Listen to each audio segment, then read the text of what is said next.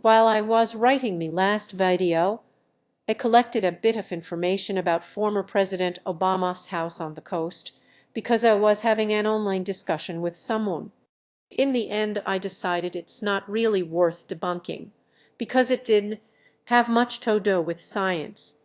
But then it was brought up as an argument in several posts responding to that video, not just Obama buoying coastal property, but also Al Gore, Nancy Pelosi, and Bill Gates.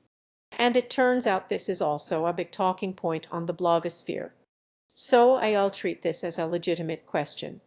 If sea levels are rising, why are people who accept the conclusions of oceanographers and climate scientists still buoying beachfront property?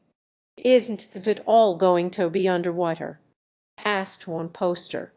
We'll start with Obama, and this question from August blog on WhatsApp with that. Did Obama just buy a beachfront mansion? Rumors are flying that the owner of a beachfront mansion in Hawaii is none other than President Obama, the same president who warns us that global warming and rising sea levels are a greater danger to the future of America than Islamic terrorism. I can now confirm that this story was in fact true. There were rumors flying that Obama had bought a beachfront mansion in Hawaii. Unfortunately, the rumors turned out to be false. The property had been bought by the head of the Obama Foundation, Marty Nesbitt. But that didn't prevent the rumors from being upgraded to actual fact.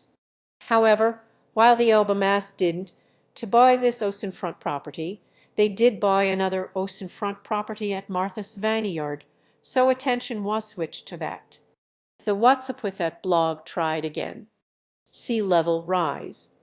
Obama just bought a beachside property. Well, not quite. The property is at 79 Turkland Cove Road in Edgartown, Massachusetts, which is several hundred meters from the beach and about 10 feet above sea level.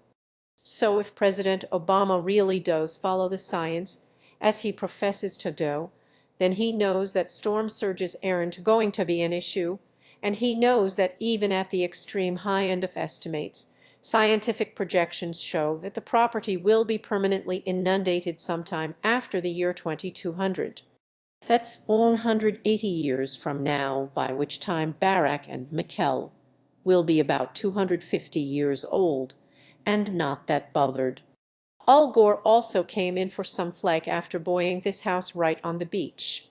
Just a couple to 3 years after the Nobel Peace Prize, he and Tipper, well, tragically before their divorce, they went out and spent $9 million on a mansion on the oceanfront in California. One blogger wrote, "Gore just paid nearly $9 million for the property, which according to his professed beliefs, will likely soon be literally underwater and hence worthless both as a residence and for resale." The blogger rules out the possibility that Al Gore is so dumb, Al buy a house he believes will be underwater likely soon, so that leaves only one possibility. He says that Gore is a self-conscious, witting liar who doesn't actually believe his predictions of doom. Of course, Al Gore may be a self-conscious, witting liar who doesn't actually believe his predictions of doom. Who knows? But there is a very obvious third possibility, which is way ahead of him, that his house is in no danger from rising sea levels at all. For a start, this isn't his house. Al Gore's house is at 1504 East Mountain Drive, Montecito, in the hills overlooking the town and about 50 feet above sea level. So, according to the scientific projections, Al Gore professes to believe his house should be underwater several hundred years after he's dead. I don't have an exact address for John Kerry's house, but it doesn't matter. Most of Chilmark, where he bought his house, is also comfortably more than 10 feet above sea level. So let's try Nancy Pelosi's house. According to an anonymous tweet, and if you can't trust anonymous tweets on the internet, who can you trust? Nancy bought this house. Clearly, it's right on the water. But sadly, It doesn't seem to belong to Nancy Pelosi. Her office and the real estate agency selling the house said she isn't the buyer. So unless someone has evidence other than a tweet, that claim is a non-starter. The strongest contender is a beach house owned by Bill Gates at 2808 Oceanfront, Del Mar, California. It's not his main residence, but it is only a few feet above sea level and right next to the beach. So Bill has only another 100 years or so to enjoy his beach house. Then at the age of 160 he'll either have to buy another one or spend more time in his main residence or one of the dozen other mansions he owns.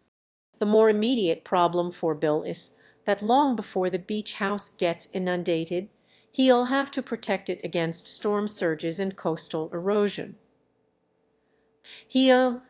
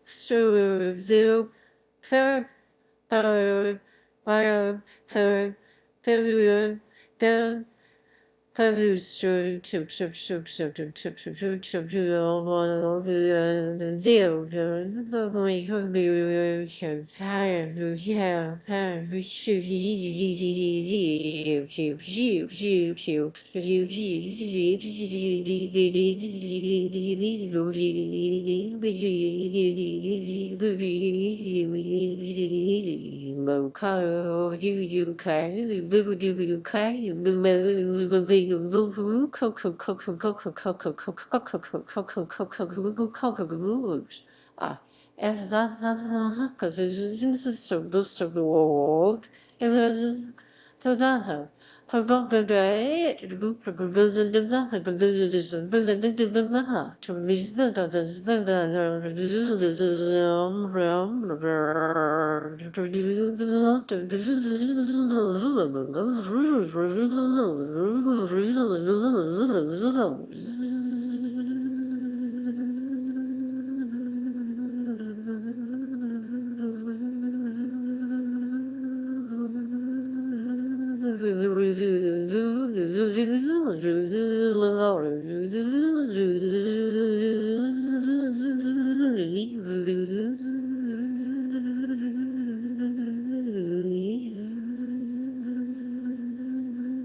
the engineering work dosed come cheap, maybe upwards of $1 million.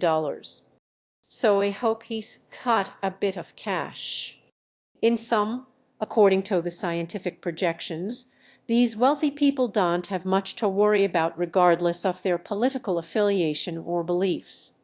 There's no scientific evidence that sea levels will rise by several feet in the next few years, and as far as I know, none of them has made that claim. Certainly there's no such claim made in the scientific literature.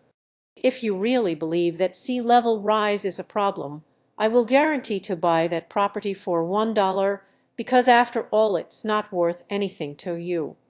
Well, what a surprise. No one wants to sell a house which will be snapped up on the market for millions of dollars for just $1. I wonder why. Once again, not a great argument against the science. In the end, it makes no difference to the science whether Al Gore and Barack Obama are wonderful people or the most disgusting creatures on earth. Scientific facts are scientific facts regardless. And the fact that their houses are safely out of harm's way doesn't matter either. There are much more immediate problems to concern ourselves with than Al Gore's basement getting floated 1,000 years from now. So let's have a look at the more interesting question of why people buy beachfront properties that really are vulnerable. If it's so close to disaster, why is it that oceanfront mansions are selling better than ever? Record prices, record numbers.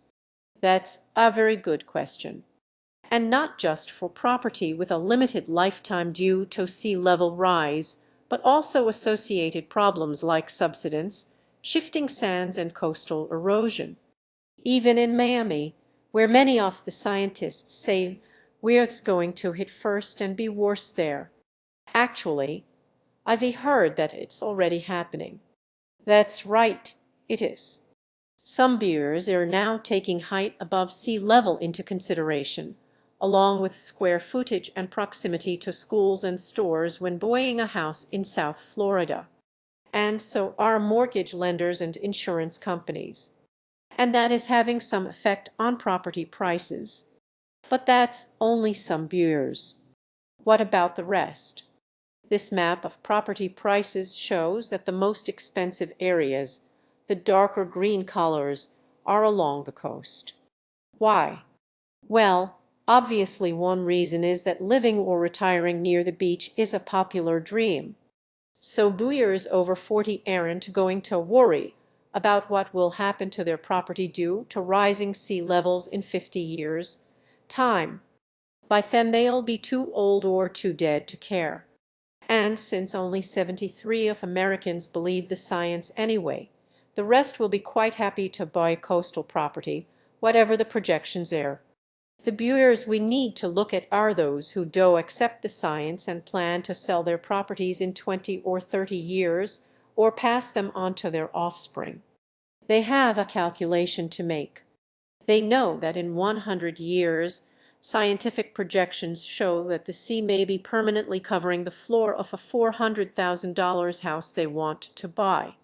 So they know that somewhere between their house being worth $400,000 now and nothing 100 years from now, prices will have to stop rising at some point and start to fall.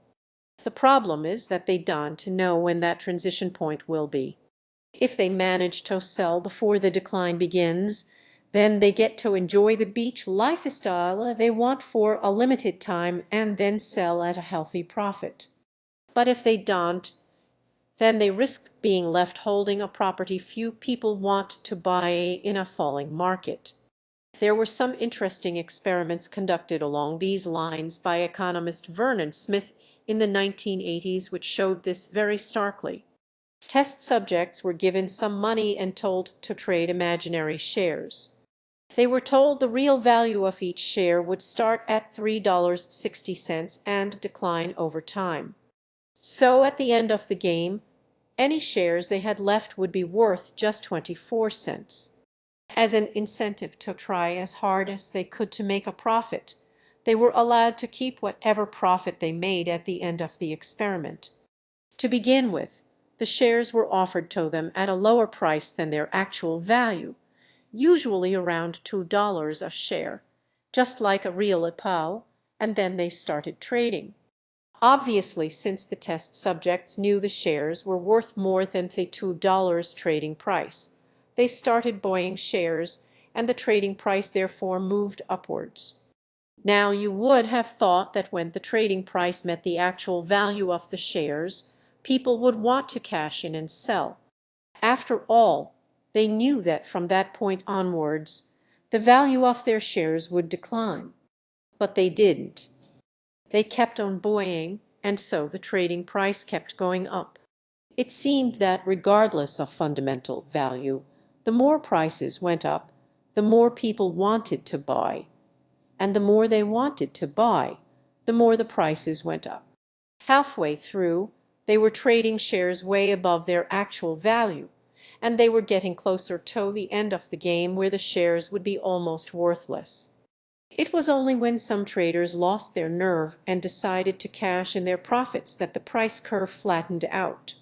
When others saw that prices were no longer going up, there was a scramble to get out of the market. The result was a classic asset bubble, and Vernon Smith got the same bubble with different groups of people, even experienced market traders. Think about the housing bubble. Buyers, sellers, borrowers, lenders, real estate agents, government regulators, everybody believed that prices would rise and continue to rise. And that is kind of the essence of one of these, of a bubble. So substitute property prices for share prices, and we come back to the same puzzling question. Why don't buyers recognize the long-term reality? I don't have a Nobel Prize in economics, like Vernon Smith, so I'll let him give the answer when he was asked the same question during an interview. They don't recognize that the value is declining or they don't care. Well, Let me just say right now that we don't understand why it is that people get caught up in self-reinforcing expectations of rising prices. So there it is. We can understand the physics of why sea levels are rising, and we can measure that rise, but we still don't understand why humans make irrational economic decisions. Of course, there'll be 1,000 Nobel Prize candidates in the comments forum with 1,000 different theories explaining it, and they'll all be right. But whatever the reason, it's not a good idea to bet that because people make irrational or emotional decisions in the marketplace, then science must be wrong. 100 years before the sea covers low-lying parts of South Florida may seem like a long time, but long before we get permanent inundation, the storm surges and king tides that occasionally flood the region will become more regular and more destructive. So anyone planning to sell a house 25 years from now, the life of a typical mortgage, will be trying to sell to people who know that salt water will likely be invading their home dozens of times during the lifetime of their own mortgage. And the banks and insurance companies know that too. So more and more people are going to do what some forward-thinking bears are already doing, weigh height above sea level into the value of the house and pay accordingly. And that point of hesitancy is the point at which the bubble starts to burst. Of course, you can say, that's no big deal, people will just move. And that's true. The economy can probably absorb the collapse of the vulnerable part of the Florida real estate market, which is worth about $8.07 trillion. But the problem is a lot bigger than a few million residential homes in suburban Florida. For a start, there's the infrastructure in coastal cities all over the world, which is a lot more expensive and a lot harder to move. On top of that, there are more immediate problems associated with climate change, such as water shortages for billions of people as glaciers disappear, or wildfires, salination, disappearing coral reefs and fisheries, droughts and floods. If you think mitigating these problems involves some kind of world communist government, take a look at the video where I tell what's being done to shift from fossil fuel energy to clean energy under the free enterprise system. You might be surprised. Before I go, I have to apologize to all those who say their posts aren't showing up or disappearing from the channel. Inevitably, there are accusations that I'm censoring criticism, which is clearly nonsense, as you can see by reading through the hundreds of critical comments on my channel. What's happening is that YouTube is automatically sending a lot of posts directly to spam, both critical and supportive, for reasons that I can't fathom. Here are some of them in the spam folder. See what you can find wrong with those. Consequently, I have to clear out the spam folder every now and again, but it takes a long time and it's a pretty thankless task. So if your post doesn't show up, it's a good idea to make a copy of your comment before you post it. And if it doesn't show up, try again or complain to YouTube. If your post is a violation of my channel rules against advertising, racism and plagiarism, then let me know why you think those rules are unfair. And on another issue, I've been successful in getting this channel monetized, but I was unsuccessful in getting it monetized for the benefit of the charity that I support, Health and Harmony. YouTube doesn't allow the content creator to be in one country and the beneficiary in another. I could, of course, allow advertisements, name myself as the beneficiary, and pass the money on, but that leaves me open to claims that I've monetized this channel for me own benefit. A number of people have tried to claim that I am making these videos for financial gain or deliberately making clickbait, and as long as the channel isn't monetized for me own benefit, those claims are pretty easily rebuffed. So rather than lay myself open to charges of profiting, I'd rather continue to make these videos for free and ask that people donate to the charity listed in the video description. knowing that I'm helping them do important work in saving lives and protecting forests is what keeps me going. The only exception is going to be the occasional educational video. So out of the hundreds of videos I've made, I have monetized one, this one. And I'm planning to make another on how mountains are formed, and I'll monetize that one too. Everything else is free. So thanks to those who contributed to the charity, raising around $200,000, and I hope you all continue to be generous as you watch more videos.